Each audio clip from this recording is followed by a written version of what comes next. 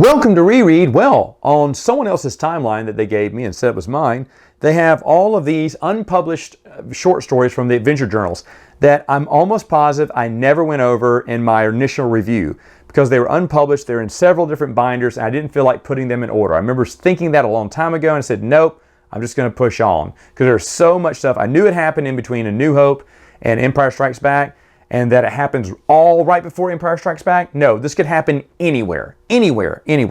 But I thought, you know what? I haven't reread these stories from the lost issues of the Adventure Journal, which, by the way, if you want to read all of these, they're on Joe Bongiorno's site, StarWarsTimeline.net. So let's go through these. First off, is Laughter After Dark. It's Patricia Jackson. Actually, this is from Star Wars Adventure 15. Excuse me. This is one that got printed. Basically, someone named Ross tells a story when he and a Twi'lek friend were tricked him into working for the rebels. He didn't want to do that. He was mad at her. But then during this raid or mission or whatever, she dies and he feels sorry for himself and sorry for her. And again, you read Patricia A. Jackson, you think, what was the point?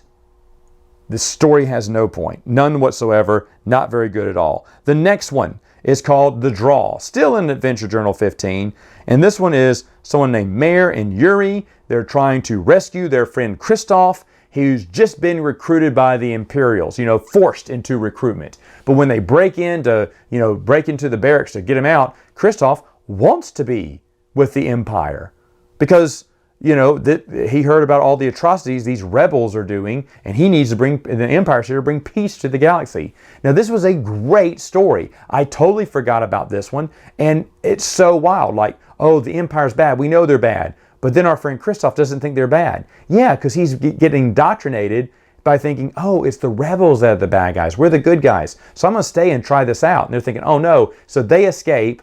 And they say, well, we may have lost him, but there is some good in him because he didn't call the guards in on you. Or he didn't pull his blaster out on you. He did call for the guards, but he didn't pull his blaster out on you. So they're hoping there's hope that he'll be turned around. And I guess that's what the adventure idea is that you're going to try to turn this guy around. In my opinion, though, isn't it neat that he thinks the Empire is the good guy? And how long will he go on thinking that? And this would have made a really good story because he would have been fighting. Maybe these other two would have joined the Rebel Alliance and he would think, oh, wow, yes, we both think we're the good guys on different sides here.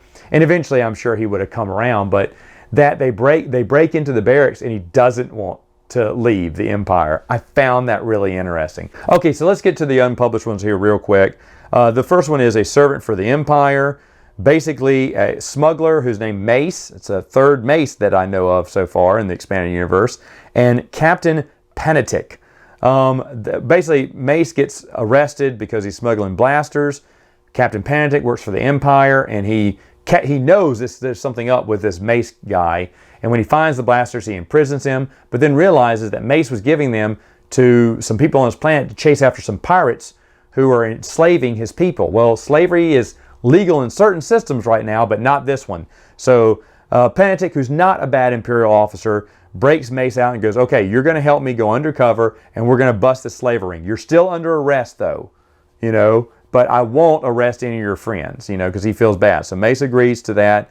And it actually goes from there where they uncover the slave ring, but there's an Imperial who's in charge of it, who's making some kickback money. So Panatic does the right thing and arrests him and court-martials him. He say, well, I have powerful friends, Panatic. This is going to ruin your career. And he's like, we'll see about that. And Mace gets away in all the hubbub. But because he and Mace kind of bonded over this adventure, he tells the Empire to make the official log that he got shot and killed in the crossover. And the reason his ship is missing is because probably in the panic during the shootout, someone just stole his ship. And that went into the official record. So he's letting Mace off because he understands, okay, he's not really that bad a guy. He was just trying to get his people back from these illegal slavers. It's really good. I enjoyed that one. That one was good. Another one is called Credit Denied.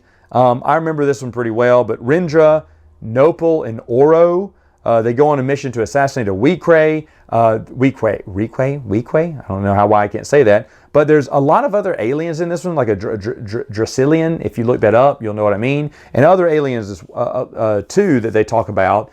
And these two people that are working with her, they're trying to be comedic. It's really not that comedic, The story is very, very long. Like it felt like it never ended. Like I kept reading it and it just was, I almost checked, is this a Patricia Jackson story? No, it wasn't, but it sure felt like one because it kind of just, it just took too long. It was trying to make Oro the kind of dumb, funny person and, trying to make a joke here and there between the three of them, but it just didn't work. It didn't work. It didn't hold my interest very much.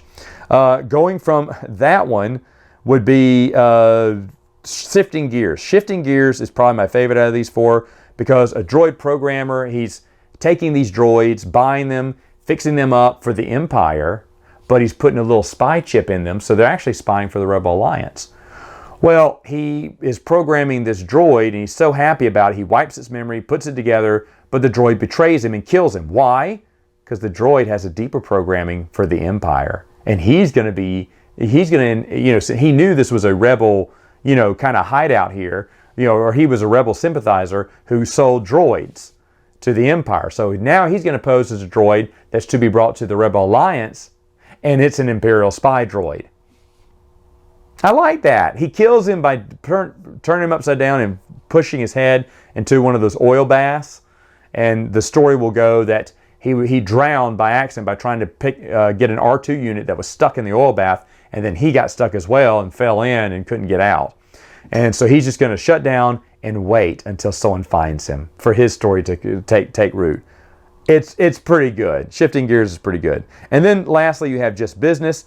Basically, this is Vokta. He is a crime lord, and he's smuggling thermal detonators in, and he's avoiding the local authorities, the ISB from the Imperial Secret, whatever they're called, Security Bureau, and an Alliance strike team. He's just got his hands in a bunch of pockets. He kind of weasels his way out of it and gets out of all three. All three are kind of attacking at the same time. It's okay. It's okay. I mean, in the end, he's like, it's just business, And, okay, I get the title and everything, but it was okay. So these unpublished short stories, in my opinion, are hits and misses. And that's all they are. And again, if you want to read all of them, they're on Joe's site. All right, folks, that's it for now. See you next time.